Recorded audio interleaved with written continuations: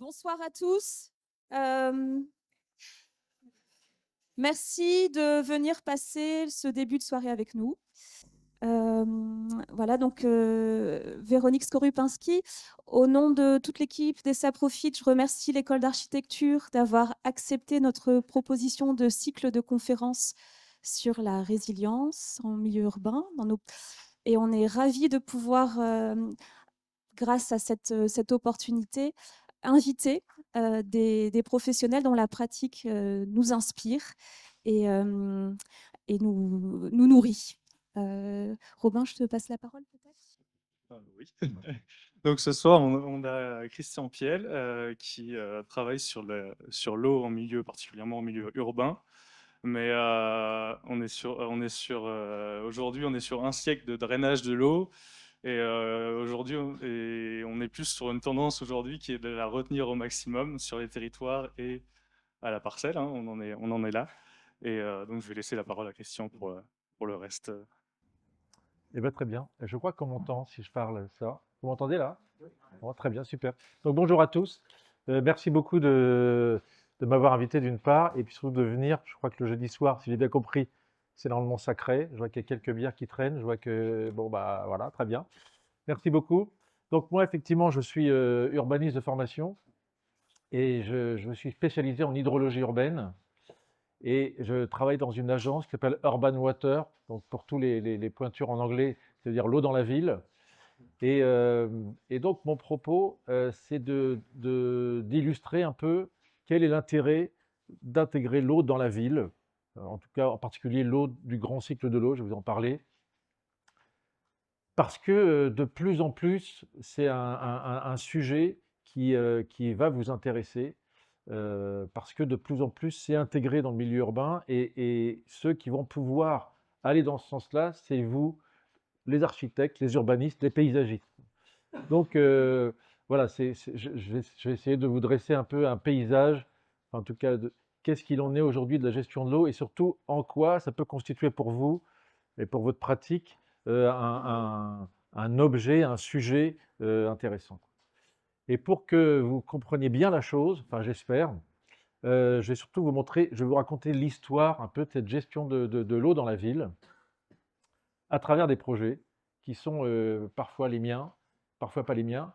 Juste quelques mots sur l'agence Urban Water.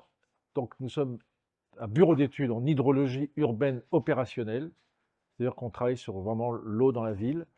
Mais pour ça, et vous allez comprendre pourquoi, il y a des paysagistes, dont certains qui viennent d'ici, il y a des architectes, dont aucun viennent d'ici, mais bon, c'est comme ça, je ne veux pas me fâcher.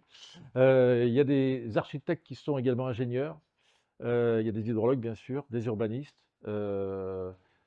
mais il y a quasiment personne qui fait ce qu'on appelle du VRD, voirie, réseau divers, alors que c'est souvent à ces gens-là qu'on confie la gestion de l'eau. Donc vous allez voir pourquoi, parce que plus ça va, plus l'eau est un sujet pour nous. Donc il y a le grand cycle de l'eau, dont vous connaissez, c'est on va dire l'océan, voilà.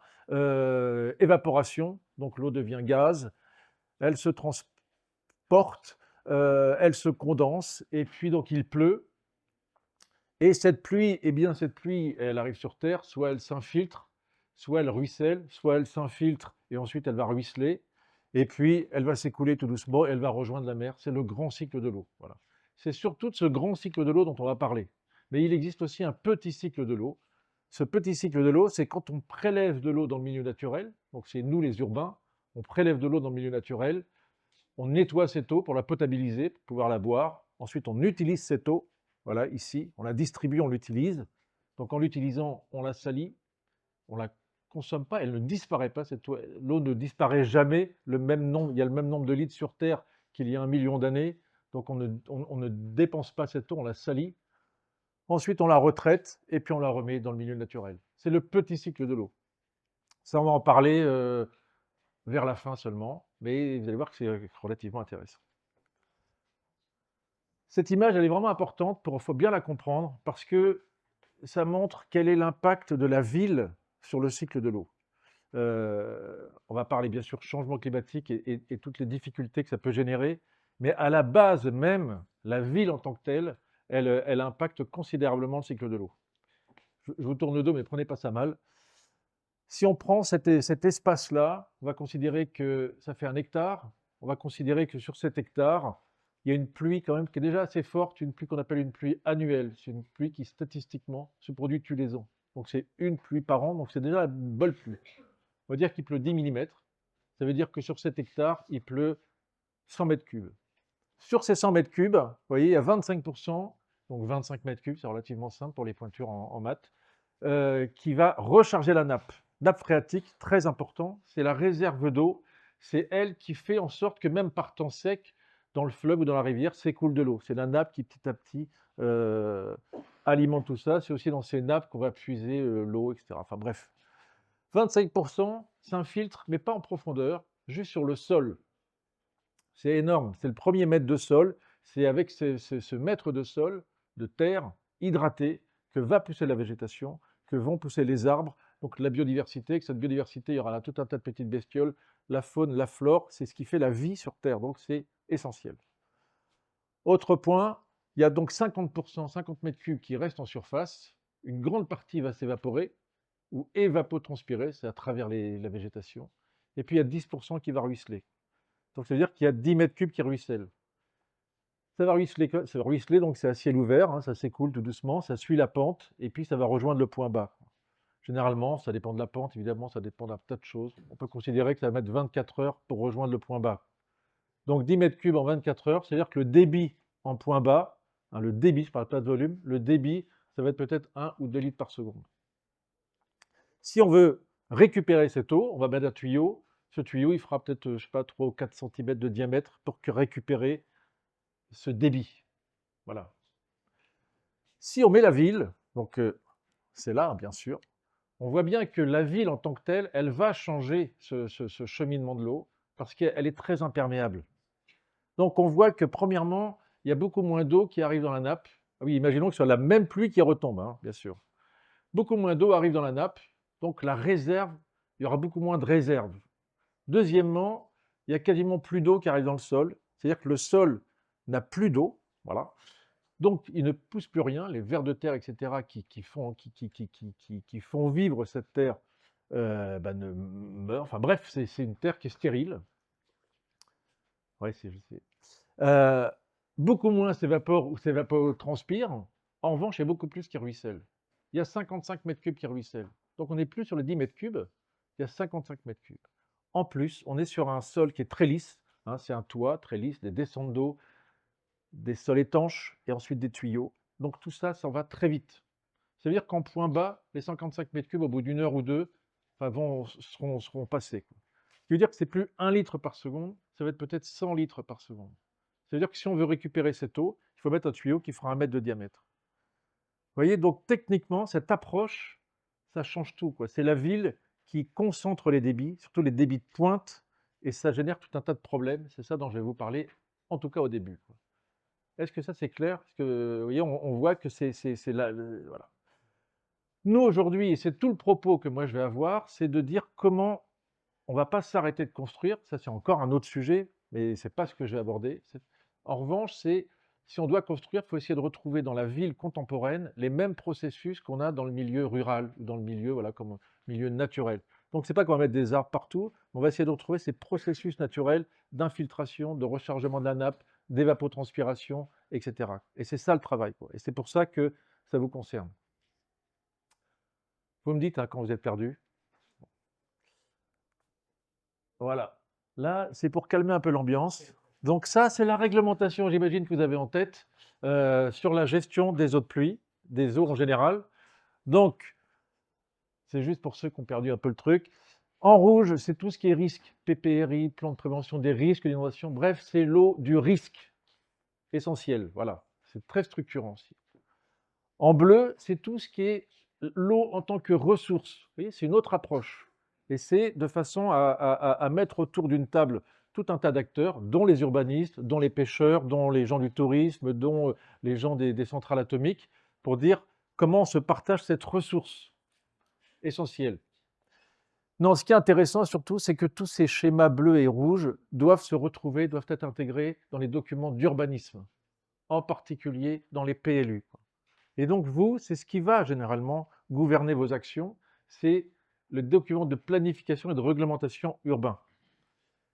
Donc, normalement, vous allez pouvoir voir dans ces documents qu'est-ce que vous devez faire en termes de gestion de l'eau et en quoi ça vous concerne. Voilà, mais ça, on va y revenir. Je ne rentre pas plus dans le détail. Voilà. Pour que vous compreniez bien l'approche, je raconte un peu l'histoire de la gestion de l'eau. Voilà. Donc ça, comme je vous disais, non, déjà, premièrement, 19e siècle, qu'est-ce qui se passe? Jusqu'au 19e siècle, en fait, il n'y avait pas vraiment de réseau d'assainissement. Il y avait des puits, des choses comme ça dans les parcelles, et en ville, on essayait de se débarrasser de l'eau comme on pouvait, soit on l'infiltrait dans des puits un peu machin, soit on la balançait sur la rue. Bref, on mélangeait eau de pluie et eau usée, donc eau très sale. Donc c'est générateur de maladies. Et à un moment, il y a eu une grosse, comment on dit, bref, il y a eu des problèmes avec le choléra, qui fait qu'il a fallu agir. Et c'est à ces moments-là où on a commencé à reconstruire la ville. Vous connaissez tous Belgrand à Paris, l'ingénieur qui a créé le réseau d'assainissement. Haussmann qui a revu la ville. Bref, on s'est dit, cette eau, elle est sale, elle est porteuse de maladies, il faut l'évacuer au plus vite. Donc on a créé des réseaux d'assainissement pour évacuer l'eau de pluie au plus vite. Voilà. C'était l'obsession. Et cette obsession, elle est dans les mentalités. Et aujourd'hui encore, la tendance, mais on va voir que ça est en train de changer, c'est d'évacuer cette eau au plus vite. Voilà. Si ce n'est que dans les années 70, 1970 cette fois, les villes se sont beaucoup agrandies. Et comme vous l'avez bien compris dans l'exposé tout à l'heure, plus on agrandit la ville, plus on étanche les sols, plus on augmente les débits de pointe. Hein, on a vu sur 1 hectare, on va passer d'un tuyau qui va faire 10 cm à un tuyau qui va faire 1 mètre. Rien que parce qu'on aura construit la ville. Donc imaginez quand on construit 100 hectares ou 1000 hectares, c'est énormément de tuyaux qu'il faut redimensionner. Parce que ça génère des inondations. Voilà. Cette image-là, c'est une grosse pluie à Montreuil, on est en partie haute, ce n'est pas du tout un cours d'eau qui déborde, il a beaucoup plu, l'eau ne parvient pas à rentrer dans les réseaux sont saturés d'eau, donc ça déborde et ça peut générer des problèmes. Donc on s'est dit, bon, on va augmenter les tuyaux, augmenter la taille des tuyaux. Ceci dit, ça coûte très cher. Et puis, d'un point de vue infrastructure, quand on met un gros tuyau qui fait 2 mètres de profondeur ou 2 mètres de diamètre dans une rue qui fait 3 mètres ou 5 mètres de large, c'est quasiment pas possible. Donc petit à petit, on a essayé d'avoir une autre approche, qui est cette approche-là. Voilà. Donc ça, c'est un bassin de rétention d'eau pluviale. Je ne sais pas si ça vous parle. Donc c'est quoi un bassin de rétention d'eau pluviale? C'est un truc qui peut être moche comme ça, qui est clôturé, hein, parce qu'on a peur de l'eau dans la ville, donc on clôture. Et puis, quand il pleut très fort, hein, là c'est pour des pluies entre 1 an, fréquence 1 an, donc c'est déjà une pluie bien forte comme je vous disais, jusqu'à la pluie 10 ans. En fait, plutôt que le réseau d'assainissement, donc le réseau d'égout, déborde dans la ville, on le fait déborder dans ce type d'ouvrage pour éviter voilà, on canalise l'inondation dans ce type d'ouvrage. Voilà. Ceux qui font ça, c'est des gens ce sont des assainisseurs. Voilà. Enfin, c'est moi qui les appelle comme ça, je ne devrais pas, mais c'est des gens qui s'occupent des infrastructures en milieu urbain, infrastructures de l'eau, c'est les gens qui travaillent sur les égouts, etc. Ils se disent, on a besoin de ce volume pour éviter que l'inondation aille ailleurs, on va donc créer ces espaces. Vous voyez. Il n'y a aucune notion d'urbanisme ou d'aménagement, et d'ailleurs on le voit bien, puisque là, vous voyez, c'est clos, c'est moche, ça crée une rupture même dans circulation, en termes de circulation urbaine ou quoi que ce soit. Enfin bref, c'est un vrai obstacle. Voilà. Et puis, il y a la loi 1992, la loi sur l'eau. Et la loi sur l'eau, elle part du principe pollueur-payeur. Vous, les pollueurs, donc c'est les gens, c'est vous, hein, désolé, c'est les gens qui font la ville en imperméabilisant, ils bouleversent le cycle de l'eau, comment dire, ils dérangent le cycle de l'eau, donc ils sont en cela des pollueurs, et donc on leur demande de compenser l'impact qu'ils ont sur le cycle de l'eau en faisant des bassins de rétention. Donc, et c'est encore le cas aujourd'hui, à chaque fois qu'on aménage, enfin à chaque fois qu'on fait une opération d'aménagement, hein, que ce soit on va dire un lotissement, un hôpital, un quartier entier, une ville, il faut compenser par des bassins de rétention. Donc ce qu'on a fait au début, c'est qu'on a fait ce type de choses. On a demandé à l'ingénieur chargé de l'ingénierie extérieure, hein, des espaces extérieurs, les bureaux d'études VRD, je ne sais pas si ça vous parle, voilà, les voiries, réseaux divers, de faire les bassins. Donc eux, ils ont pris leur AutoCAD, leur machin, ils ont calculé ça, et ils ont fait ce trou. Comme ils ne savaient pas très bien quoi en faire, il l'enferme. Voilà, encore une fois, c'est une verrue, quoi.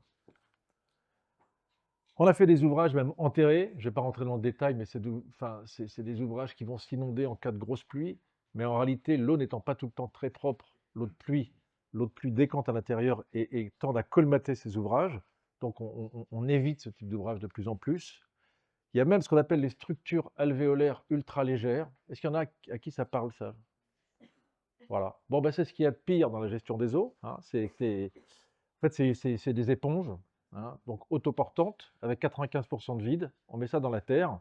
C'est donc un volume qui est disponible en cas de grosse pluie. Donc techniquement, c'est intéressant. On y stocke temporairement l'eau pour pas qu'elle aille inonder ailleurs. La réalité, c'est que très vite, c'est colmaté, très vite, c'est oublié, donc très vite, ça ne sert plus à rien. Donc on évite aussi ce type de choses, même si aujourd'hui, on utilise encore beaucoup ça. Mais vraiment, vous, les paysagistes, les architectes, il faut éviter ça parce que ça n'a aucun intérêt et c'est assez cher. Voilà. Voilà. Donc, ça a évolué dans le temps. Et ça a évolué dans le temps. Ben voilà, je vois aussi ici. Ça a évolué dans le temps. Et il y a une vingtaine d'années ou 25 ans, on s'est dit, mais peut-être qu'on pourrait un peu changer les choses. On pourrait peut-être essayer d'intégrer ça dans la ville, quoi.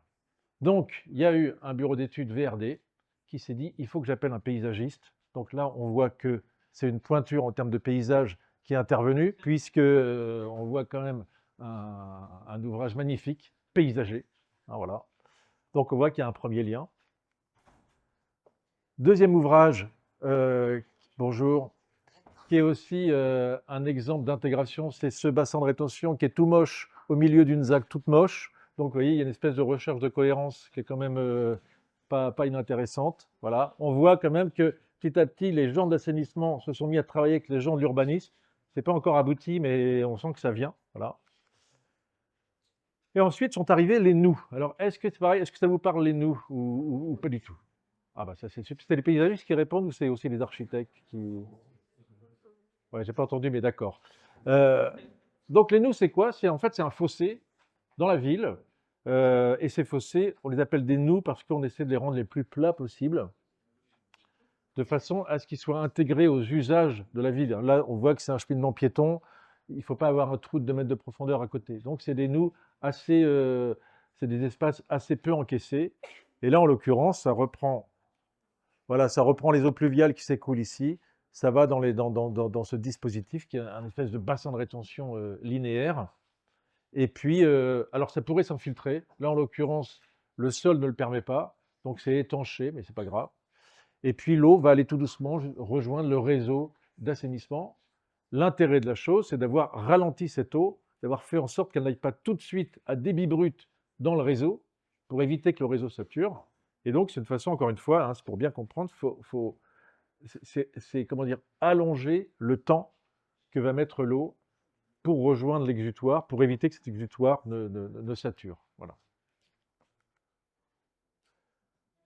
Ça, c'est intéressant, plus ou moins. Je vais vous parler de 3 axes à chaque fois, qui tous les 10 ans, et commencent à avancer dans la ville. Ça, c'est un bassin de rétention qui a été dessiné dans une ZAC à Nières-sur-Seine, donc c'est en région parisienne, où on voit bien qu'il y a une cité nouvelle, il y a un parc et il y a un bassin de rétention. C'était le début, on disait on va intégrer les bassins de rétention, comme je vous dis. On voit bien que c'est intégré, mais quand même, déjà, c'est un seul ouvrage. Deuxièmement, il est assez profond. Troisièmement, il y a une grosse clôture, quoi. Donc, vous voyez, c'est pas encore tout à fait intégré, et pourtant, c'est un bel ouvrage. On sent qu'il y a déjà eu un travail avec des paysagistes, on sent qu'il y a eu un travail un petit peu, une réflexion avec les urbanistes. Et puis on s'est dit, mais en fait, même ces ouvrages ne servent que pour les pluies très exceptionnelles, ça veut dire qu'ils servent extrêmement peu. Donc c'est un peu dommage comment dire, d'avoir un espace qui ne servira que peut-être un jour par an, ou peut-être même un jour tous les 10 ans, ou peut-être même un jour tous les 100 ans. Le reste du temps, ça pourrait avoir d'autres usages. Donc on s'est dit, mais on va aménager d'autres espaces et on va leur donner une fonction hydrologique. Ça, c'est donc un parc. Dans ce parc, on a travaillé un peu la topographie, et puis dans cette topographie, on a fait en sorte qu'en cas de grosse pluie, l'eau puisse venir se stocker, temporairement. Ça, c'est pour une pluie 1 an, et puis ça, c'est pour une pluie 10 ans. Vous voyez, donc là, on est très loin, enfin non, on n'est pas encore très loin, mais on commence à s'éloigner d'un dispositif technique de rétention. Et surtout, on voit que le paysagiste ou la paysagiste comment dire, ont déjà une fonction. Ils doivent intégrer les usages, ils doivent intégrer la sécurité, ils doivent intégrer la végétation, etc., etc. Voilà. Et donc ça donne, voilà, ça c'est un bassin de rétention qui a le même usage que ce que je vous ai raconté tout à l'heure. Voilà. Et on voit que c'est assez simple, il n'y a plus de clôture, il n'y a plus rien. Donc, vous voyez, là déjà, il y a ce lien entre gens d'assainissement, VRD et paysagiste. C'est la même chose ici, c'est dans une cité de logements sociaux, donc cité construite sur des terrains pas chers. Pourquoi pas chers? Parce qu'ils sont inondables. Donc régulièrement, les terrains étaient inondés. Donc ce qu'on a fait, c'est qu'on a travaillé un peu sur la topographie, le nivellement de cette cité. On a rehaussé tous les terrains de sport, tous les espaces où il y a des usages. Par contre, on a décaissé tous les espaces verts qui vont s'inonder. Et pour que la population intègre bien cette fonction, on a mis systématiquement une passerelle. Il y a plusieurs ouvrages de ce type dans la cité. Il y a une passerelle ici. Et puis, on a mis des bosses, voilà, sur le site. Ça, ils savent que dans leur cité, là où il y a des passerelles et là où il y a des bosses, ça va s'inonder. Ça va s'inonder lorsqu'il pleut beaucoup.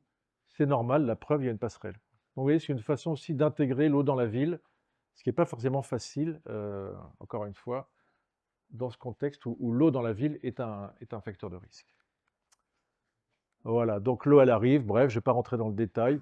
On la fait arriver par le fond, tout doucement. Et puis à la fin de la pluie, voilà, ça c'est la pluie, on est au pic de la pluie. Hein, donc ça a inondé cet espace-là pour éviter que ça inonde d'autres espaces.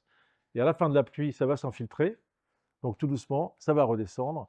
Et on aura maintenu les usages. Voilà. Donc c'est comme ça que ça fonctionne. Je regarde le temps parce que ça va très vite. Hein. Voilà. Non, alors ça c'est bon. Voilà. Ça c'est un bassin de rétention des années 60 à Clichy-sous-Bois, où c'est une ville nouvelle. Et dans cette ville nouvelle, donc, il y a des urbanistes qui ont mis, ça a été fait dans des champs à 30 km de Paris, loin de tout. Ils ont mis des tours, et puis ils se sont dit, bah voilà, bon, finalement, toutes ces tours, ça imperméabilise. Comme ça imperméabilise, ça fait augmenter les débits, donc c'est facteur d'inondation, donc il fallait faire des bassins de rétention. Donc les urbanistes ne se sont pas dit, ah, faudrait qu'on intègre ça. Ils ont pris une parcelle et ils ont dit à l'ingénieur hydrologue, débrouille-toi, fais un bassin de rétention. Lui, il ne s'est pas embêté, il a fait un trou de 3,60 m, il a mis du béton, il a mis une clôture autour pour pas que le jeune rentre à l'intérieur et se blesse. Et c'est devenu en fait un espace immonde, quoi. Donc ce qui est intéressant, c'est que on s'est dit, mais finalement, puisque là encore l'ouvrage, il est très peu sollicité, à nous urbains, à nous urbanistes, de mettre d'autres usages à l'intérieur de ce bassin. Et je ne vais pas rentrer dans le détail parce qu'on est jeudi soir, mais non, c'est pas ça que je voulais montrer, c'est celui-là. On a mis un pré-bassin ici, de façon à ce que les petites pluies, les pluies les plus courantes n'interviennent pas n'inondent pas les terrains de sport. Et puis on a mis tout un tas d'équipements pour que les usagers puissent évacuer l'ouvrage au cas où. Et voilà, quand il pleut, ça vient inonder. Voilà, ça c'est le terrain de sport. Voilà, et quand il pleut, ben, ça devient un bassin de rétention. Mais ça, c'est vraiment pour une pluie de 5 ans peut-être. Donc c'est très rare que ça se produise. Et quand il pleut comme ça, c'est assez rare que le jeune soit encore en train de jouer au foot sur le terrain. Voilà. Il y a 10 ans, c'est très caricatural et très prétentieux d'agir comme ça, parce qu'en réalité, il y a encore plein d'ouvrages qui servent des techniques, des structures alvéolaires, mais c'est pas grave, c'est pour que vous compreniez bien. On s'est dit, mais finalement, c'est un peu dommage de faire de l'urbanisme, enfin de créer d'imperméabiliser des sols en urbanisant et ensuite de compenser cette urbanisation par des bassins de rétention. Est-ce qu'on ne pourrait pas essayer d'avoir une approche un peu plus fine? Et ça, c'est à la bonne époque, on pouvait urbaniser les terres agricoles. Je regarde si les gens réagissent, mais pas tant en fait. Hein. Je dis des trucs comme ça. Donc à la bonne époque, on pouvait urbaniser les terres agricoles. Donc ça, c'est en Bretagne. Donc on a essayé de se dire, ben voilà, on a étudié quels étaient les cheminements d'eau, où l'eau naturellement, comment elle se dirigeait, où elle allait, et on a essayé de construire avec la chose, quoi. Voilà. Et donc là, on a construit notre plan masse autour de ce schéma de gestion de l'eau, enfin voilà. Ici, c'est les zones humides, là aussi un petit peu, donc on a conservé. Et puis tous les cheminements d'eau, on a dessiné nos axes de circulation douce le long de ça. Donc, ça a donné ça, voilà, où on a en bleu les axes de circulation d'eau. Et puis forcément, si on met de l'eau, on se dit bah, pourquoi pas mettre des arbres? On va y revenir. Donc vous voyez, c'est là où arrivent les notions de trame bleue, trame verte, hein, ça j'imagine, ça vous parle. Et puis, il a même fallu dire à chacune des parcelles, il faut aussi que vous reteniez les débits, enfin vos volumes, parce que si en imperméabilisant vos parcelles, vous allez augmenter les débits, et en augmentant les débits, vous allez augmenter la taille des caniveaux qu'il faudra mettre ici sur l'espace public, ça va être un problème. Donc, il a fallu commencer à dire aux paysagistes et aux architectes, à l'intérieur de chaque parcelle, il faut que vous reteniez vos eaux. Donc là, vous voyez, il commence à y avoir un lien quand même assez étroit entre l'eau, le paysage et l'architecture. À l'époque, l'architecte n'avait pas encore votre noblesse et votre grandeur d'esprit, donc il rechignait à tout ça. Mais je sais que maintenant, vous avez cette ouverture et je m'en félicite. Voilà. Voilà. Et ça donne ce type de truc. Ça veut dire que là, en fait, c'est une opération où il n'y a plus de réseau. Vous allez voir que c'est un peu mon combat. On a ce qu'on appelle une rivière sèche. Donc, on a récupéré les descentes de toiture, descentes d'eau. Ça circule à travers ce espèce de caniveau. Dans ce caniveau, on a mis des cailloux, hein, de façon à ce qu'on ait un nivellement à peu près plat sur l'ensemble du site. Et puis, ça va rejoindre un bassin de rétention qu'on a mis au milieu du quartier. C'est une opération de logements sociaux, donc on avait un budget extrêmement faible, mais comme on a pu avoir aussi la mission VRD, donc on a pu, en économisant, on a pu ne pas mettre de tuyaux, donc on a économisé sur les tuyaux, donc on a pu avoir un budget pour le paysage. Et donc là, vous voyez, un des enseignements importants, c'est dans le domaine du paysage, il n'y a pas du tout d'argent, vous êtes tous des pauvres. Par contre, dans le domaine de l'assainissement, il y a beaucoup, beaucoup d'argent. Dans le monde de l'eau, sachez-le, il y a beaucoup d'argent. C'est comme ça que j'ai bâti ma fortune. Et donc, n'hésitez pas, à vous, paysagistes, à vous, architectes, de prendre des parts dans le budget VRD. C'est des gourmands, ils prennent tout. Donc, à vous de récupérer voilà, enregistrer ça. Voilà.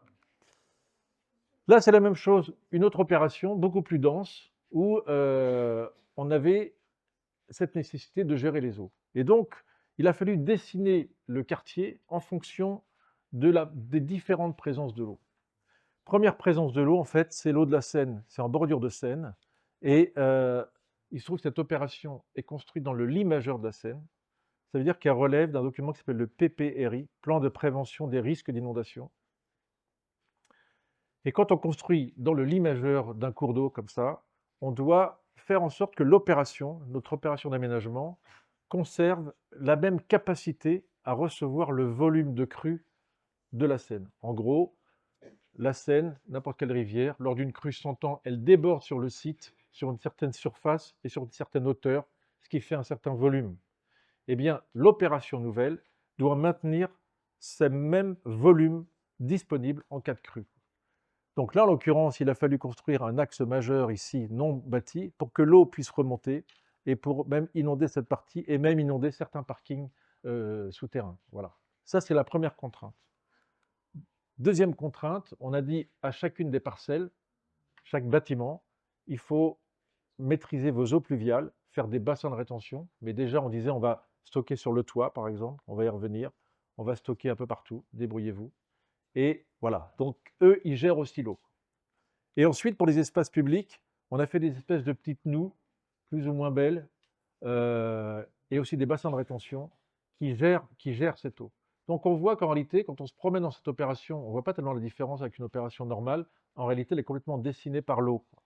Donc là, en réalité, le bureau d'études VRD, il n'a plus grand-chose à faire. Par contre, vous, architectes, vous, urbanistes, vous, paysagistes, vous avez tout à intégrer.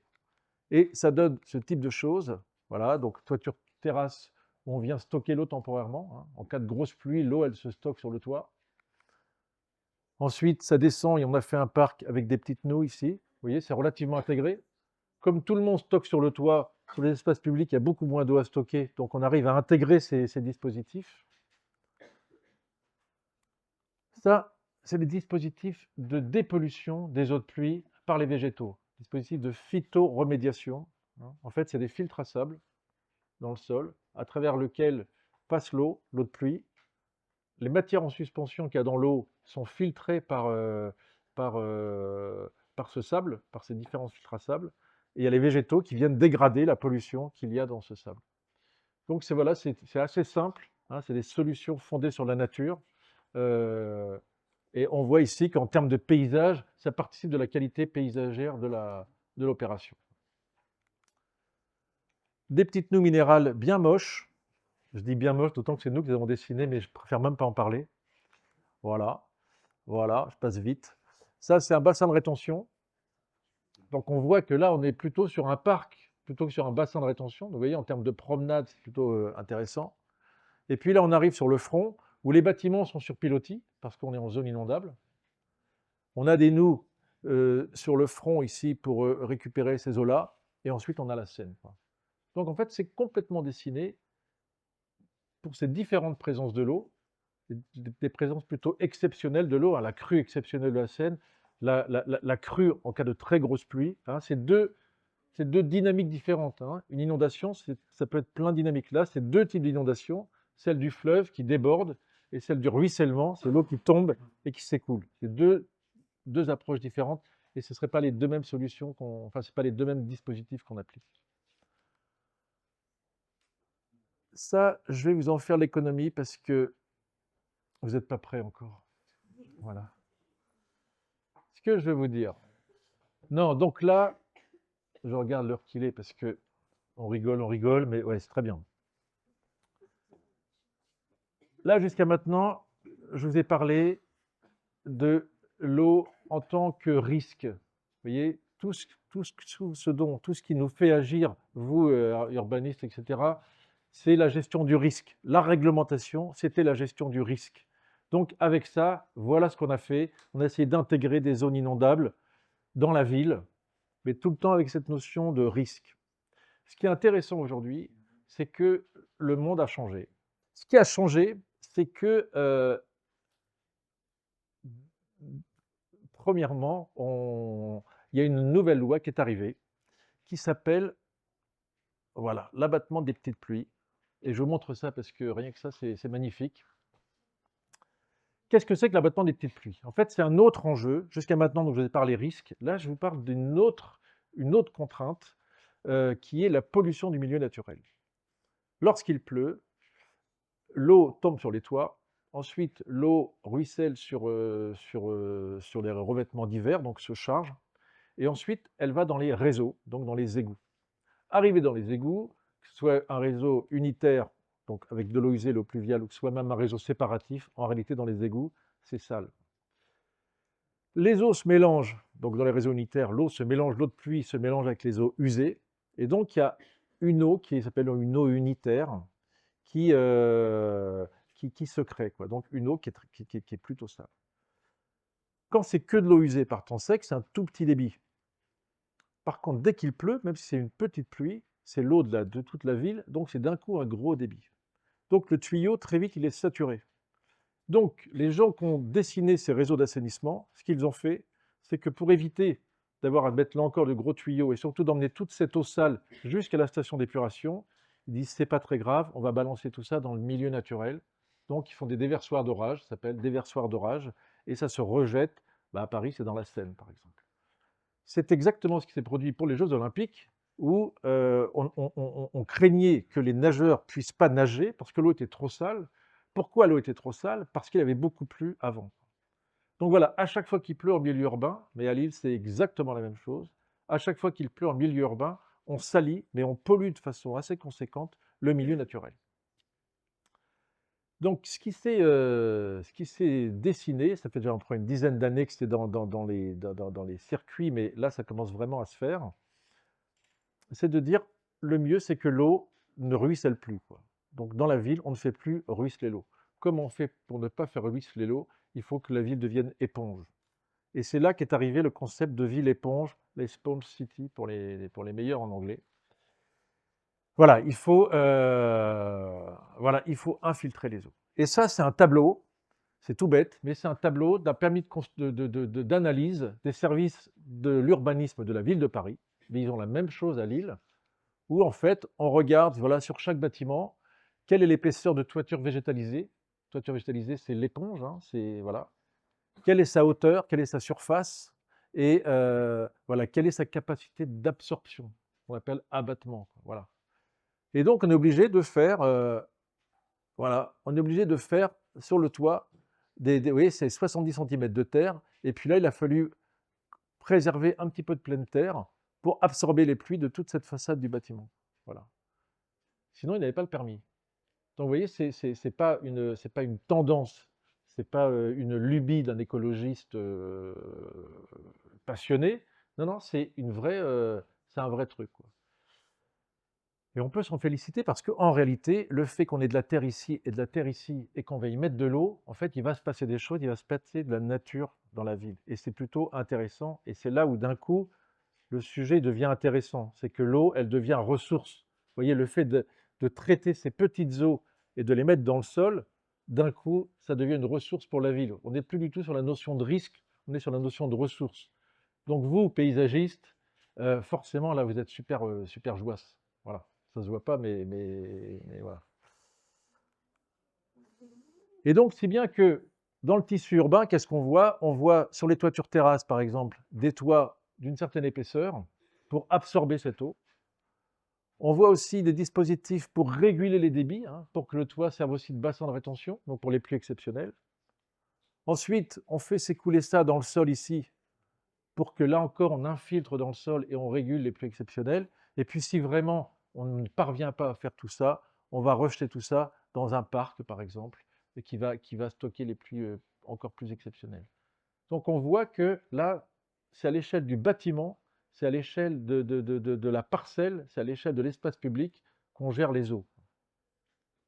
Et encore une fois, ce n'est pas du tout une lubie comme ça, c'est la réglementation qui conduit à faire ça. Alors, comme c'est une réglementation qui figure dans les PLU, il y a des PLU qui sont très en avance, il y en a qui sont moins en avance. Donc, c'est pour ça que vous n'êtes pas forcément tout le temps confronté à ça. Mais c'est dans les grands schémas directeurs d'aménagement. Donc, on n'y coupera pas. Et on peut dire tant mieux. Voilà. Ce qui a changé aussi, c'est comme voilà, je racontais un peu, c'est que de plus en plus, il y a une attente de nature dans la ville.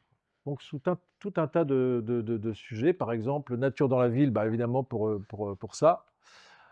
Voilà, il y a aussi une demande en termes de biodiversité, il y a une demande en termes de tram bleu, tram vert, tram noir, tram mauve. Il y a cette demande, hein, je ne sais pas si ça vous parle tout ça, mais voilà. Il y a une demande lutte contre les îlots de chaleur. Évidemment, on se dit, mais il faut créer des îlots de fraîcheur urbains. Il y a tout ça qu'on nous demande aussi à nous, les gens, les acteurs de la ville. Agriculture urbaine, circuits courts. Vous voyez, c'est tout ce qu'on voit aujourd'hui dans la ville qui constitue un peu la ville contemporaine. Voilà. Autre point qui a changé, hein, donc il y a la réglementation, il y a l'esprit, il y a aussi redonner la place à l'eau. Je vous racontais au 19e siècle, il fallait évacuer l'eau le plus loin possible. Aujourd'hui, de plus en plus, on se dit ben, finalement, on peut redonner une place à l'eau. Cette eau, aujourd'hui, elle est beaucoup mieux séparée. Les eaux usées, les eaux grises partent au réseau.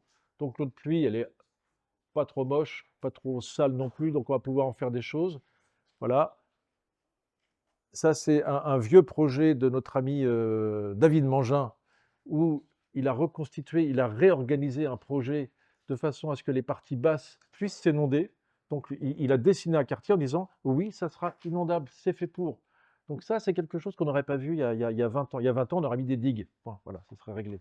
Non, aujourd'hui, les services de la police de l'eau, il y a une police de l'eau, qui dit, ben non, il faut voir ça avec les urbanistes. Ils vont apporter des solutions pour rendre le quartier résilient, même si ça inonde. Ça, c'est très nouveau aussi, ça. Et d'ailleurs, s'il y a des urbanistes, c'est intéressant parce que c'est un sujet, c'est à nous, urbanistes, architectes, de dessiner des bâtiments qui vont pouvoir supporter l'inondation. Donc, c'est une autre approche. Voilà. Et puis aussi, ouais, ce qui est assez nouveau aussi, c'est on s'aperçoit que finalement, même en métropole, même en France, il peut manquer d'eau. Jamais on se disait avant, il y a 10, 20 ans, on ne pensait pas qu'en France, il pourrait y avoir des problèmes de sécheresse. Voilà, aujourd'hui, on sait très bien qu'il y a des moments où ça manque d'eau, quoi. Ça peut manquer d'eau dans le sol, ça peut manquer d'eau dans les nappes, ça peut manquer d'eau juste pendant 15 jours, mais il y a des moments où il manque de l'eau, quoi. Et donc, de nouveau, on se dit, ah, cette eau, elle a une valeur. Et ça, c'est essentiel. Très longtemps, c'était un déchet. C'est pour ça qu'on la mettait dans les tuyaux.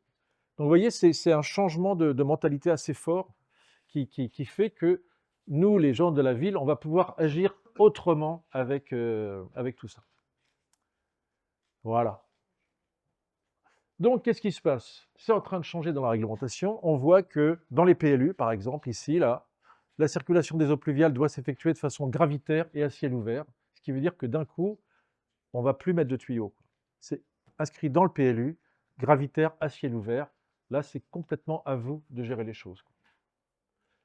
Chaque parcelle doit être en mesure de contenir les petites pluies, sans aucun rejet au réseau public. Ça veut dire qu'on ne se raccorde même plus au réseau, il faut infiltrer les eaux. Donc, vous voyez, en termes d'aménagement, c'est fort comme contrainte. En 2 phrases, ça change complètement le cahier des charges de votre opération. Je ne vais pas rentrer dans le détail. Et en cas de très grosse pluie, on peut se rejeter au réseau, mais à un débit extrêmement faible, de 1 litre par seconde par hectare, c'est vraiment rien.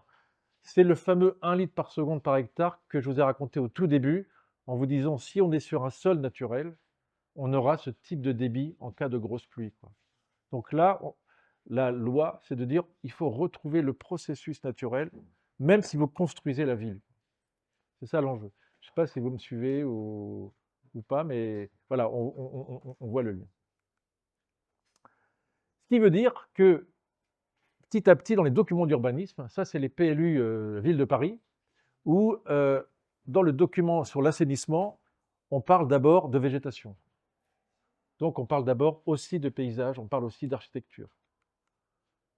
Voilà, je vais revenir ensuite là-dessus. À Nantes, on ne parle plus de réglementation sur l'eau, on va parler d'objectifs en termes de fonctions écosystémiques. On va dire, voilà, il faut qu'il y ait des trames vertes et bleues et des trames paysagères. Et donc pour ça, il faudra mettre de l'eau.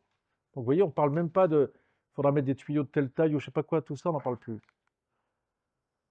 Ils vont parler de continuité dans les PLU. Ils vont parler de bioclimatique, de ventilation, voilà, en disant, en gérant l'eau, si vous gérez de l'eau avec de la végétation, avec le vent, ça va générer un refroidissement ou un rafraîchissement bioclimatique. Donc vous voyez l'impact que ça peut avoir, comment l'évolution qu'il peut y avoir dans les esprits.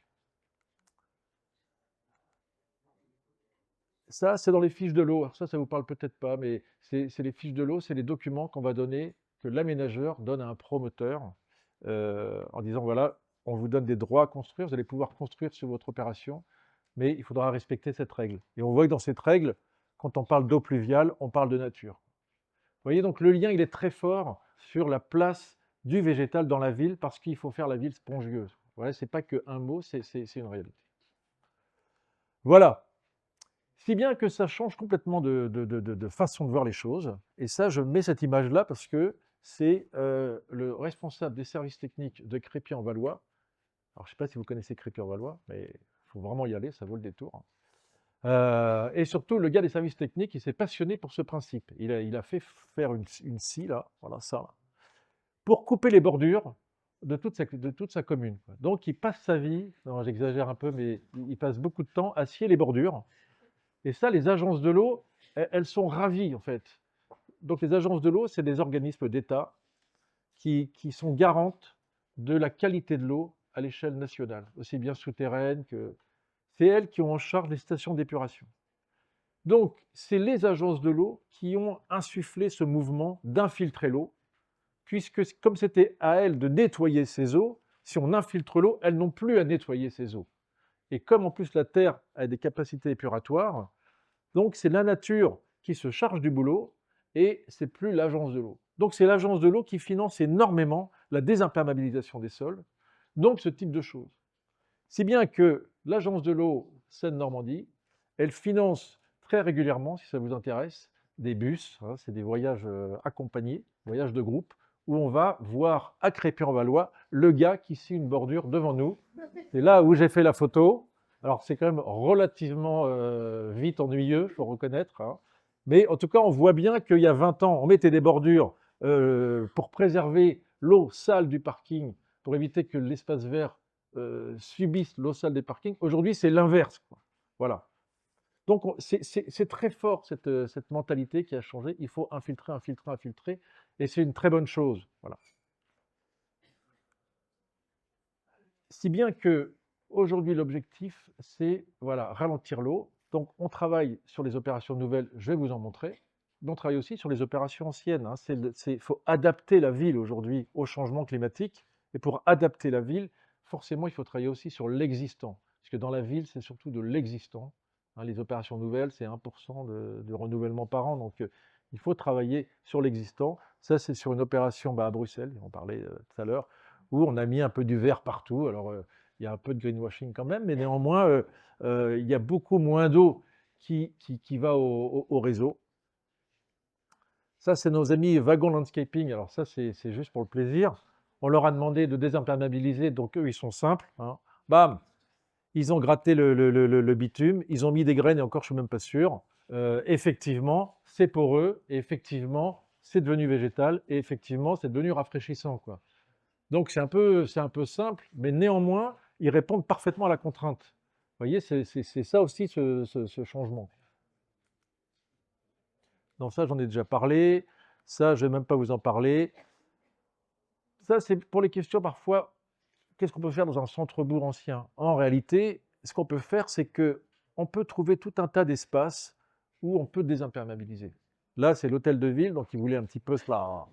Donc là, on a désimperméabilisé l'hôtel de ville et on a déconnecté les descentes d'eau qui font qu'aujourd'hui, les descentes d'eau ne vont plus dans le réseau, elles vont dans l'espace vert et dans l'espace vert, elles s'infiltrent. Donc toute cette eau, elle ne va plus au réseau. Donc l'agence de l'eau, elle nous a donné, enfin surtout à la mairie, beaucoup d'argent parce qu'on avait déconnecté les toitures, hein. C'est déconnecté du réseau. En gros, on prend une toiture, je crois que j'ai d'ailleurs, après j'ai des choses comme ça. Voilà. Ça, c'est à Strasbourg, dans une cité quartier NPNRU. On a regardé chaque bâtiment, le bâtiment existant. On a regardé où étaient les descentes d'eau. Elles allaient toutes dans les réseaux. On a essayé de voir comment on pouvait déconnecter ces descentes d'eau pour les mettre dans des espaces verts, ici, là. Ce qu'on a fait. Je ne sais pas si j'ai une image. Non, on ne l'a pas fait, mais c'est pas grave. Enfin, on l'a fait, mais je n'ai pas d'image. Et donc, l'agence de l'eau, elle a regardé quelle était la surface qu'on avait déconnectée et elle a donné de l'argent en fonction de la surface déconnectée. Je parle vénal, mais parce que c'est quand même ce qui m'intéresse le plus. Donc, vous voyez, le geste, c'est pas grand-chose, hein, c'est de déconnecter encore une fois la descente d'eau. Et avec ça, on met ça dans la nature. Pourquoi je vous en parle? Parce que vous, d'un coup, vous avez une ressource pour la nature. Là, sur cet espace, autant vous dire que c'est des pelouses un peu cradingues, voire des parkings. Le fait qu'on y mette de l'eau, il a fallu travailler un peu le sol pour que ça infiltre un peu. Et puis d'un coup, les gens des espaces verts se sont dit, ah bah tiens, on pourrait peut-être faire autre chose. Et donc, ils ont mis tout un tas d'autres végétations. Donc, vous voyez, c'est là où ça devient un facteur déclenchant pour faire autre chose, quoi.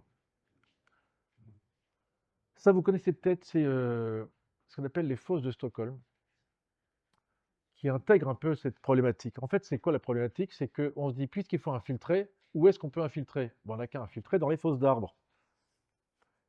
Le problème, c'est que les fosses d'arbres, souvent, c'est des volumes, c'est 2 mètres sur 2 mètres sur 2 mètres pour les meilleurs. Et puis, donc, c'est très peu d'espace, et pour l'eau, et pour la terre, et pour l'arbre.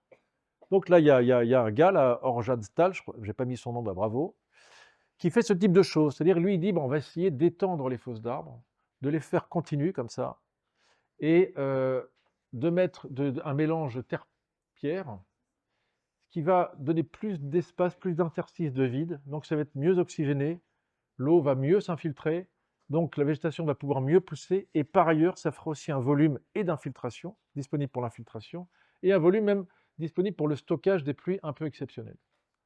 Et donc, il nous a montré, alors on est allé sur place, il nous a montré ça, ça fait très fake news. Ces arbres-là et ces arbres-là ont été plantés au même moment. Ça, c'est les eaux qui alimentent cette fosse continue. Ça, c'est des pauvres fosses de 2 mètres sur 2 mètres, et forcément, c'est pas du tout le même développement.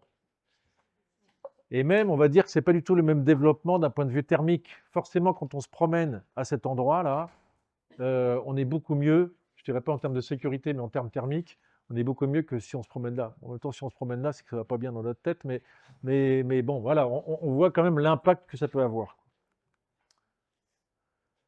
Si bien qu'on commence à avoir ce type de dispositif où on prend une fosse on prend une aire une place de stationnement, on la creuse, on va y mettre, pardon, je crois que j'ai une coupe, pas du tout.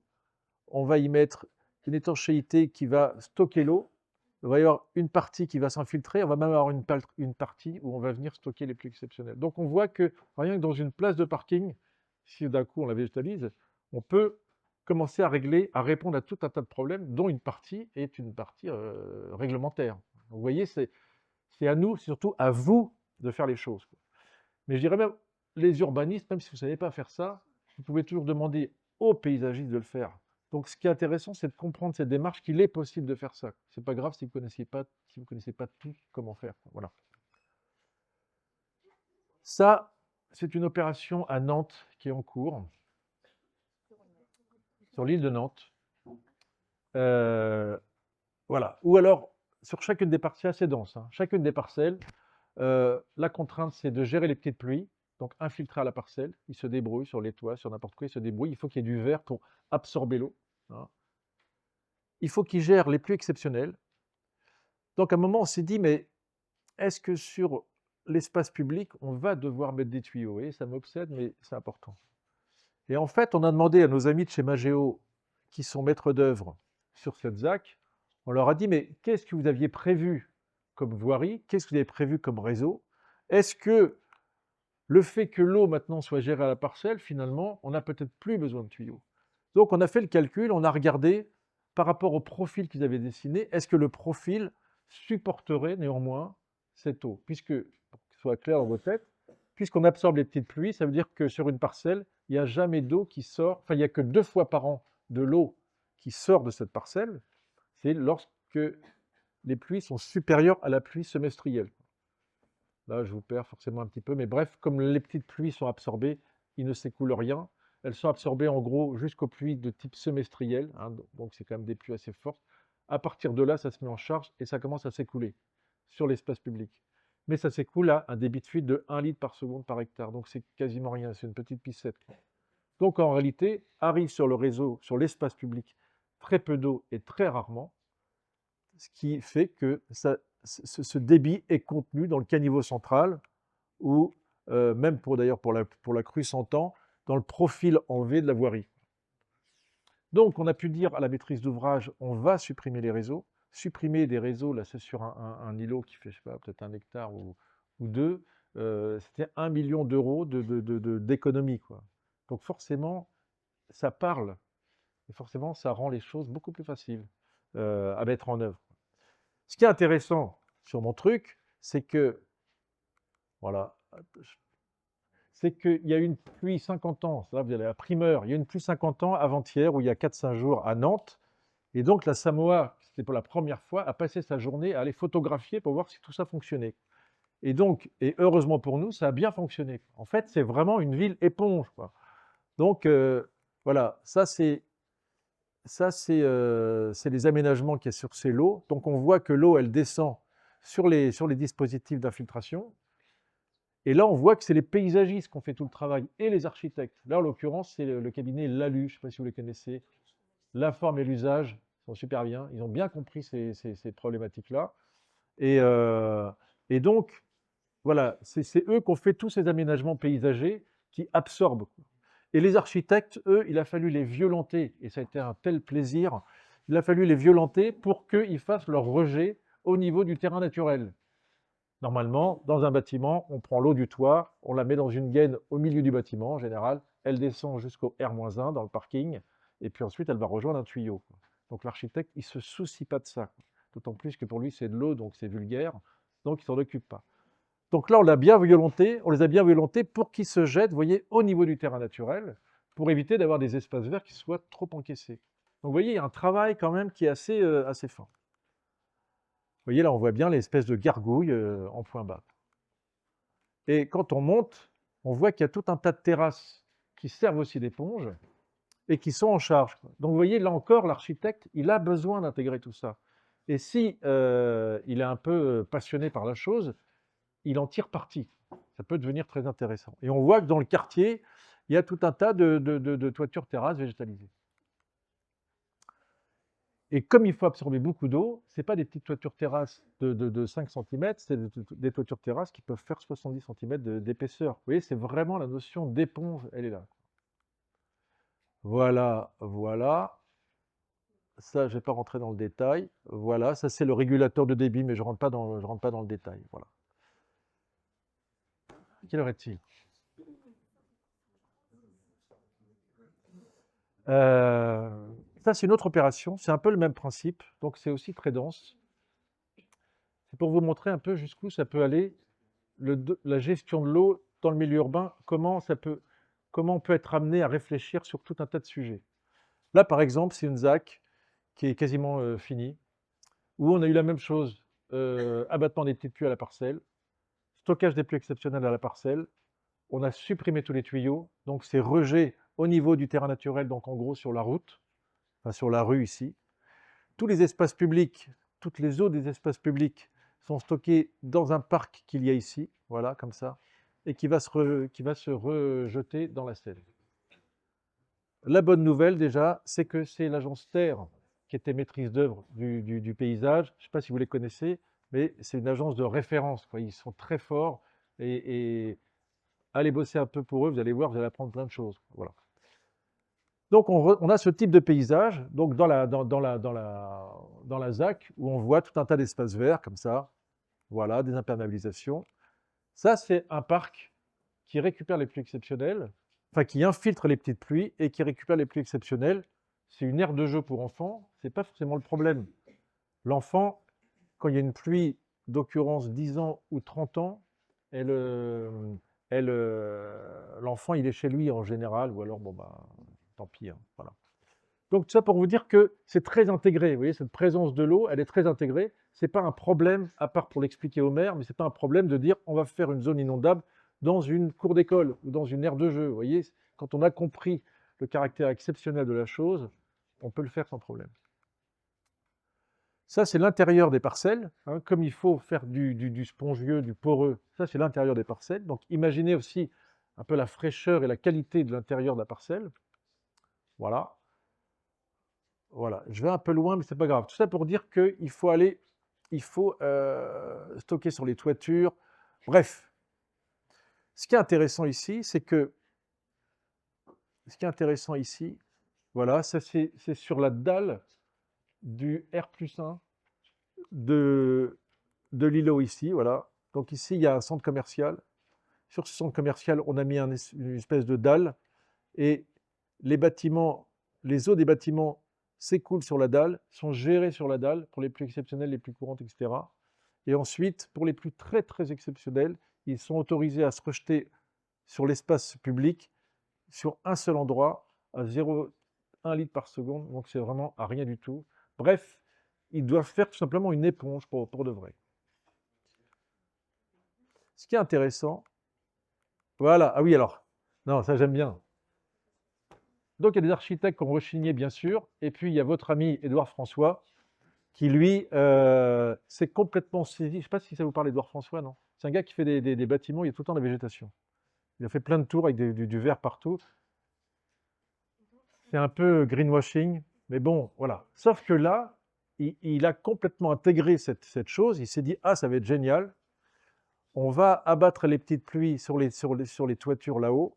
Alors pour lui, ce n'est pas des toitures, ce sont des champs. Et donc les gens peuvent se rendre aux champs pour vivre un peu dans la nature. Voilà. Et d'ailleurs, il a même mis une serre agricole qui se trouve être aujourd'hui son appartement. Voilà, tout en haut du bâtiment. Bon bah ok, bien sûr. Voilà. Mais bref, vous voyez, on peut en tirer parti pour mettre du vert dans la ville. Voilà. Non, ce qui est intéressant, déjà, c'est qu'il communique là-dessus, en réalité. Hein, au début, il rechignait là-dessus, mais en fait, maintenant, il dit c'est super. Et surtout, ce qui s'est passé, c'est que avec tous ces espaces verts, tous ces espaces avec des fortes épaisseurs de terre, qu'est-ce qu'on fait de tout ça? Donc là, il y a un cabinet, une entreprise d'agriculture urbaine qui est venu voir les différents promoteurs en disant concédez-nous l'usage de vos toitures terrasses végétalisées, on va faire de l'agriculture urbaine. Donc forcément, le promoteur, il adore quand on lui parle de ces choses-là. Et il a même dit, mais, donnez-nous une petite cabane ici, on va vendre l'agriculture urbaine aux gens, donc circuit court.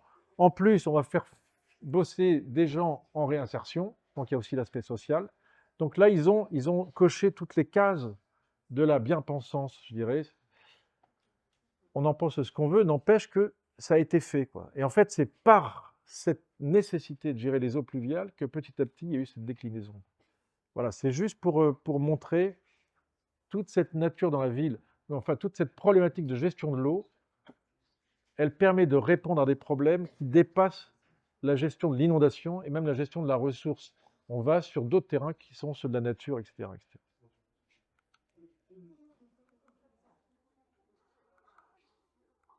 Ah ben, je vois que j'ai très mal classé mes trucs, mais c'est pas grave. Tout ça, vous connaissez, c'est les cours d'école. Je regarde là parce que... Et surtout, je sens que... Pour vous dire quoi? Oui, les cours d'école, par exemple, c'est le même principe. Pourquoi aujourd'hui on fait des cours Oasis? Parce que la ville de Paris, quand elle a voulu rendre sa ville spongieuse, eh bien, parmi les premiers espaces à désimperméabiliser, c'était les cours d'école. Ce qui est intéressant, c'est qu'en travaillant sur les cours d'école pour désimperméabiliser une cour d'école, il faut réfléchir sur quels sont les usages d'une cour d'école.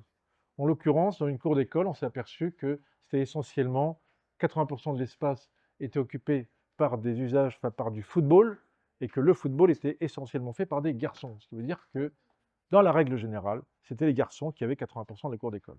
Donc ça a été une façon de réfléchir à tout ça et de voir quel autre usage de la cour il était possible de faire. Donc vous voyez, là, on s'éloigne de l'hydrologie, mais c'est des sujets qui vous appartiennent. Et un des moteurs pour aller dans ce sens-là, c'est aussi d'intégrer l'eau, quoi.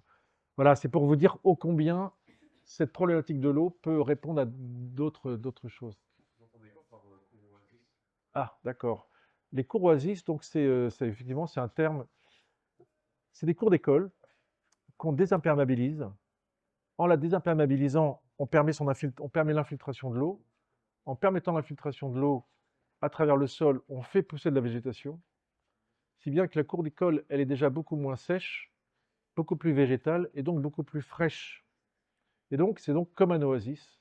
C'est pour ça qu'on appelle ça des cours oasis. En fait, c'est la ville de Paris qui fait ça, qui appelle ça des cours oasis.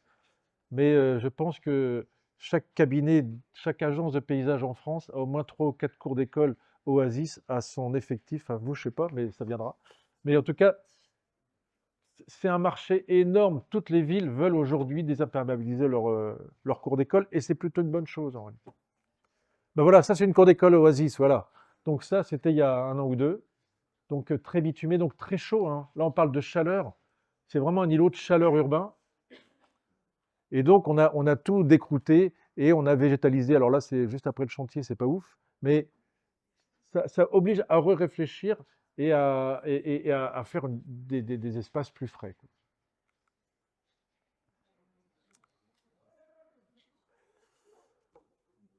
Troisième phase. Ce qui se passe aujourd'hui, enfin ce qui se passe demain, on va dire, parce que c'est vraiment tout nouveau, tout nouveau, tout nouveau, c'est que là, on voit bien que je vous ai parlé de l'eau ressource, non, l'eau risque. Ensuite, je vous ai parlé de l'eau ressource. Et là, on voit que de plus en plus, avec cette eau ressource, on va pouvoir activer la nature et qu'avec cette nature, on va pouvoir avoir des fonctions écosystémiques. En particulier, par exemple, c'est la lutte contre les îlots de chaleur. Est-ce que ça vous parle, ça, les îlots de chaleur? Hein, donc, c'est le fait que la ville, très minérale, elle accumule de la chaleur, elle restitue de la chaleur, et d'un point de vue sanitaire, d'un point de vue confort urbain, on en souffre. Voilà. Donc, l'idée, c'est comment on va rafraîchir la ville. Une des grosses solutions pour rafraîchir la ville, c'est d'avoir de la végétation, en particulier avoir des arbres, parce que ces arbres, ils font de l'ombrage. Donc ça, c'est... Enfin, l'ombrage, on sait bien, hein, dès qu'on passe sous l'arbre, il fait plus frais. L'arbre, l'autre avantage, et la végétation en général, c'est qu'elle évapotranspire. Donc l'évapotranspiration, c'est quoi? C'est la plante, pour capter les nutriments qu'il y a dans la terre, elle aspire l'eau qu'il y a dans la terre, elle récupère les nutriments, et ensuite cette eau, bah, c'est la sève, elle est évacuée, donc c'est la plante qui va suer, quoi. C'est ça l'évapotranspiration. Cette eau liquide dans le corps de la plante, pour passer à l'état gazeux, donc l'évaporation, va brûler des calories. En brûlant des calories, elle fait disparaître ces calories, donc elle fait disparaître de la chaleur dans l'air. Donc en fait, une plante, c'est comme un réfrigérateur, ça participe du rafraîchissement urbain. Et on considère que c'est en gros 30% du rafraîchissement. Donc l'idée, si on veut rafraîchir la ville, c'est d'avoir une végétation la plus active possible. Comment avoir une végétation la plus active possible? Bien, il faut lui donner beaucoup d'eau. Ça tombe bien, puisque avec la réglementation, on doit gérer l'eau. Voilà, le lien il est fait. Donc nous, et comme beaucoup de paysagistes, comme beaucoup de gens de la ville, on se dit, en récupérant les eaux pluviales, on va faire des îlots de fraîcheur, donc on cherche à faire plein d'îlots de fraîcheur. Le problème, c'est qu'en réalité, il ne pleut pas tellement l'été. Donc quand on a besoin de cette eau pour activer la nature, on n'a pas cette eau-là, quoi. Donc en réalité, c'est un peu un souci, quoi. Donc de plus en plus, on cherche d'autres eaux disponibles. Et c'est là où on commence à arriver vers le petit cycle de l'eau. En fait, on se dit, et là c'est le cas ici, il faut qu'on récupère d'autres eaux.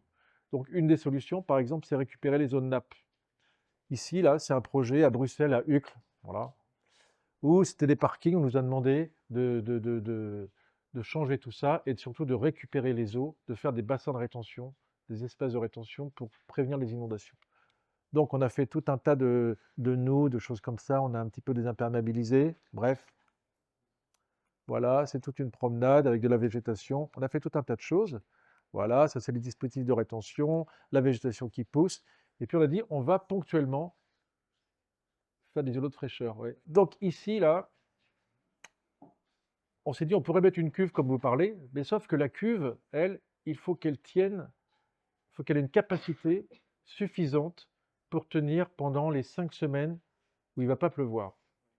Ça veut dire que si le besoin, enfin, il faut déjà qu'elle soit pleine au moment où commencent ces 5 semaines, et chaque jour, elle va être, il y aura des prélèvements. En réalité, on parvient à tenir peut-être 2 ou 3 semaines avec ces cuves si on a beaucoup, beaucoup d'argent, mais en réalité, on n'arrive jamais à tenir les 5 semaines. Ça veut dire qu'à la fin, même si on a une grosse cuve, à la fin, il n'y a plus d'eau. C'est-à-dire qu'à la fin, la végétation, qui est habituée à avoir de l'eau, d'un coup, elle n'a plus d'eau, donc elle crève. Donc en fait, la cuve, on évite ça parce que on n'arrive jamais à la dimensionner de façon suffisante. Et avec le changement climatique où les durées sans pluie vont s'étendre, il faudra encore des beaucoup plus grosses cuves. Donc on évite cette approche. Donc ce qu'on fait ici, c'est que nous, notre cuve, c'est la nappe phréatique. C'est beaucoup plus simple, c'est beaucoup moins cher. Et donc on dit, voilà, toute l'année, on va infiltrer. On infiltre, on infiltre, on infiltre, toute l'année. Et on est allé voir la police de l'eau en leur disant, voilà, autorisez-nous l'été, même en période de stress hydrique, à venir pomper dans la nappe. Pas beaucoup, un tout petit peu, juste pour hydrater la végétation, pour pas qu'elle crève et pour qu'elle continue à évapotranspirer. C'est 1/20, là en l'occurrence presque 1/50 de tout ce qu'on a infiltré, mais effectivement, on va la pomper au moment le plus difficile. Mais puisqu'on l'a rechargée toute l'année, en fait, c'est intéressant. Et donc la police de l'eau nous a dit OK. Et donc vous voyez, c'est là où ce sont des solutions fondées sur la nature. Plutôt que de mettre une cuve, on va se servir de la cuve existante qui est la nappe phréatique. Alors il y a 1000 types de nappes phréatiques, mais c'est pas grave. La terre et le sous-sol peut constituer ça. Mais vous allez voir qu'il y a d'autres solutions. Mais bref, ouais. Ah oui, très bonne, non, bonne question, pardon. Donc ça ruisselle, ça s'infiltre naturellement à travers la terre, ça alimente la nappe, et nous on s'est dit, parce qu'on est des poètes, on va mettre une éolienne, un peu comme dans les westerns, vous savez, c'est les éoliennes avec l'hélice, et puis il y a un piston qui remonte comme ça, c'est magnifique. Et on n'a pas réussi à convaincre la population, qui lui a dit, ouais, non, on va pas mettre votre truc de beatnik, on va plutôt mettre une autre éolienne, qui est beaucoup plus contemporaine. Donc ils ont mis ce truc immonde, et donc là, cette fois, l'éolienne, elle recharge des batteries qui elles-mêmes activent une grosse pompe, mais comme ce n'était pas suffisant, ils ont mis un panneau solaire. Le truc, il a mal tourné, quoi. Voilà, c'est ça. Bon, il faut reconnaître, voilà. C'est pour ça que J'aime pas trop en parler de la fin, mais comme vous me posez la question, je suis obligé d'aborder le sujet. Voilà, ouais, non, mais c'est pas grave, mais refaites plus alors. Voilà, donc vous voyez, voilà. Mais on était dans le low-tech, ça a mal tourné, voilà, voilà, c'est comme ça. Mais c'est comme ça que ça se passe, voilà. Donc l'été, on repompe un tout petit peu, pas grand-chose, bon, avec ça on repompe, bon, ouais, mais bref, pour hydrater, pour continuer à avoir. Donc l'idée, c'est quelle eau on va avoir au moment de la sécheresse. Vous voyez, la sécheresse, c'est pas en permanence, c'est pas le Sahara, quoi, c'est à un moment donné. Mais en réalité, aujourd'hui, on essaie de trouver d'autres eaux, et c'est là, par exemple, où on va récupérer les eaux grises. Donc les eaux grises, c'est les eaux potables qu'on a salies.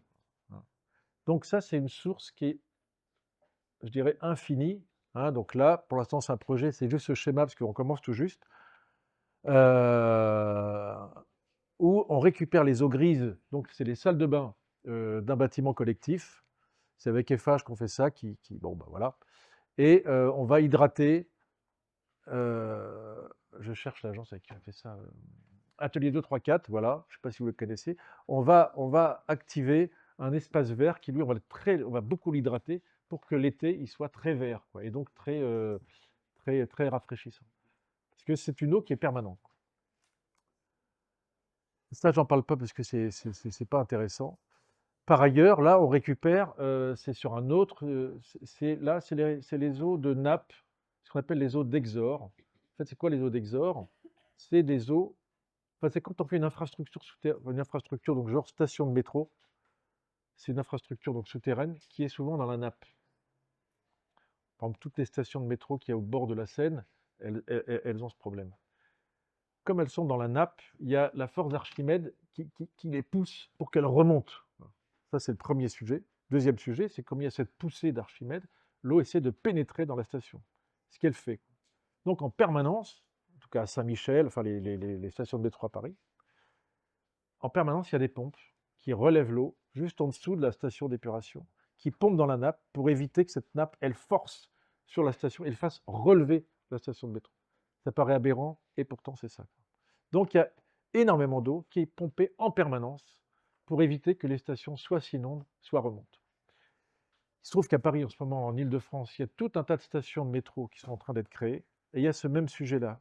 Même les plus étanches, il y a un moment où l'eau s'infiltre. Et donc, là, l'idée, c'est qu'on récupère les eaux, une eau permanente l'été, et on va venir faire un espace vert ici qui va servir d'îlot de fraîcheur. Vous voyez, donc là, on dépasse la notion d'eau pluviale, etc., etc. Troisième sujet, l'eau des piscines. Et là, c'est vraiment un bonheur. C'est que les piscines publiques, elles ont obligation de rejeter entre 30 et 100 litres par jour et par usager. Autant vous dire qu'en période de grosse chaleur, il y a beaucoup d'usagers dans les piscines. Ça veut dire qu'ils rejettent beaucoup d'eau. Ça, c'est une piscine. La piscine sur laquelle on travaille, c'est à Strasbourg. Elle, c'est 100 litres par jour et par usager. Donc l'été, c'est 100 mètres cubes qu'elle rejette au réseau pour des raisons sanitaires. Il paye une fortune pour que le gestionnaire de réseau accepte cette eau, et le gestionnaire de réseau, lui, se retrouve avec 100 mètres cubes d'une eau quasiment propre, qui vient diluer ces eaux sales. Bref, les stations d'épuration, elles sont mises en sous-régime à cause de cette eau. Enfin bref, c'est vraiment un problème. Donc là, l'idée, c'est de se dire, on va pouvoir faire des choses avec. Là, c'est un projet, donc à quoi ça peut servir? Là, c'est un projet qui est mené dans le quartier NPNRU, donc quartier de logements sociaux, en réhabilitation, mené par notre amie Marion Talagrand. Peut-être qu'il y en a qui... Et Marion Talagrand, paysagiste de talent, elle avait déjà prévu dans son opération de faire un grand parc. Et dans ce grand parc, elle avait prévu de récupérer les eaux de pluie pour les pluies exceptionnelles et récupérer les petites pluies courantes pour les infiltrer. Et elle avait envie de créer cette espèce de promenade de fraîcheur, cet axe de fraîcheur qui viendrait comme ça drainer tout le quartier. Sauf qu'effectivement, quand on est arrivé, quand on a modélisé tout ça, on s'est aperçu que non, il n'y aurait pas cette fraîcheur parce qu'il ne pleut pas suffisamment. Donc il y a un moment où la végétation, soit elle sèche, soit même les arbres se ferment pour éviter justement de se dessécher. Donc ils perdent leur fonction évapotranspirante et surtout ils risquent de mourir. Donc on a vu qu'il y avait cette piscine et on a donc proposé cette chose-là. Voilà. On a dit, bah voilà, on va prendre les eaux de la piscine, on va les mettre dans une cuve de décantation pour enlever le chlore. On va l'infiltrer, on va la filtrer à travers le dispositif de phytoépuration, c'est ce que je vous ai raconté tout à l'heure avec le sable, etc. Et ensuite, on va la diffuser via un réseau et on va comme ça hydrater l'été, on va hydrater ce grand parc. Donc forcément, ça a beaucoup plu. Par contre, on a regardé un peu le prix, c'était assez cher. C'est surtout ce réseau qui est cher. Donc, on a proposé une autre solution, qui est cette solution-là, qui est de dire en fait, on va infiltrer toute l'eau dans la nappe. Je reviens sur l'histoire de nappe. Toute l'année, on va recharger la nappe.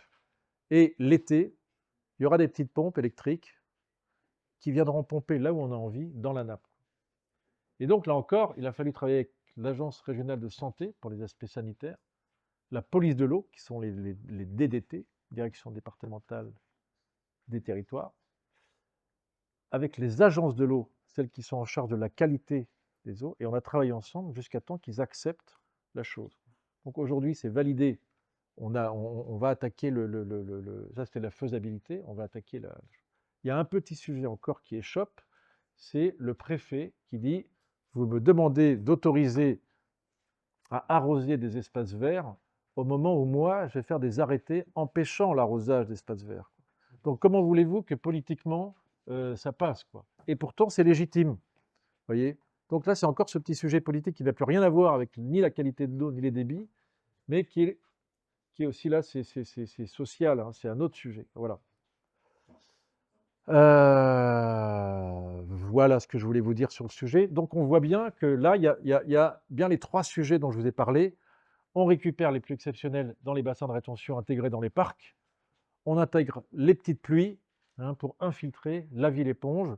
Et on vient rajouter d'autres eaux pour activer cette nature et répondre et comment dire, optimiser ses fonctions écosystémiques.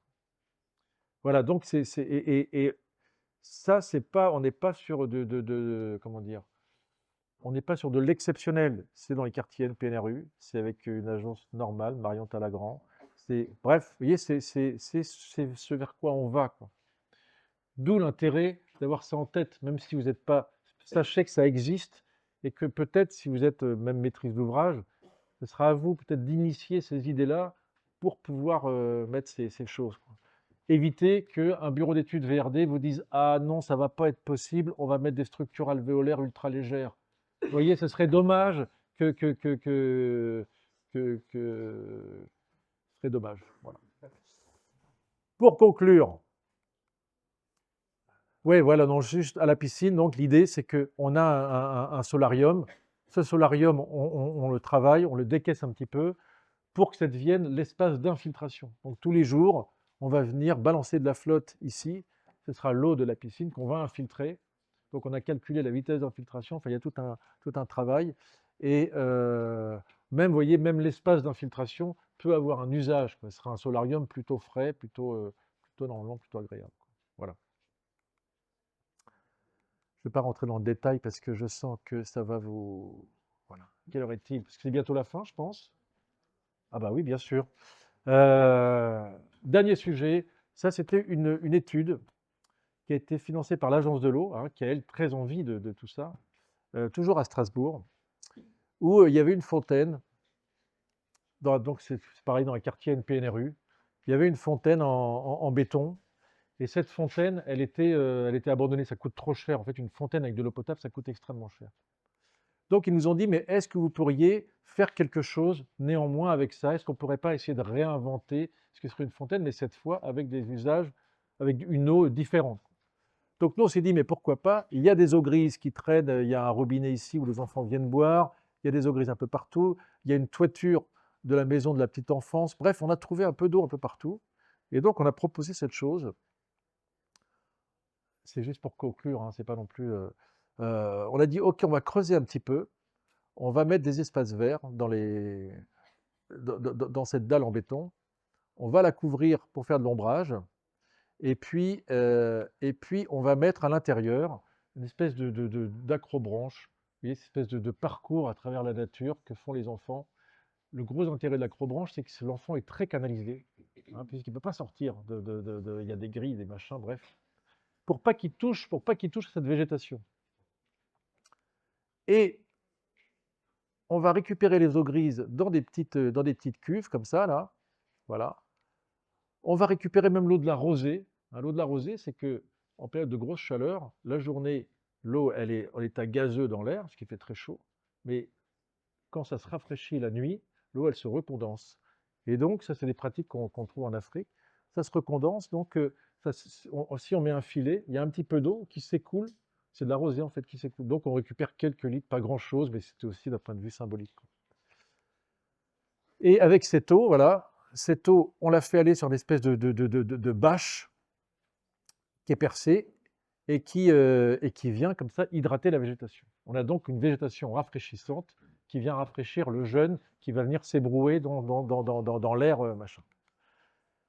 On a joué aussi sur la température avec peut-être qu'il y en a qui connaissent ça, les tours à vent. Il y a ça en Iran où ils récupèrent voilà, l'air frais. Voilà, donc c'est une espèce de truc bioclimatique. Et ça, c'est toute une perversité, mais j'adore. On s'est dit, mais comment on va faire remonter l'eau jusque dans ces nuages-là? On va faire sauter les enfants sur des matelas d'eau, vous voyez? Voilà, même en pleine période en mettant des animations, on a mis des boules à facettes, vous voyez, pour que lorsque l'eau tombe, la boule à facettes tourne, ça fait des lumières. Le jeune, ça l'excite. Si bien qu'il continue à sauter pour voir le truc tourner.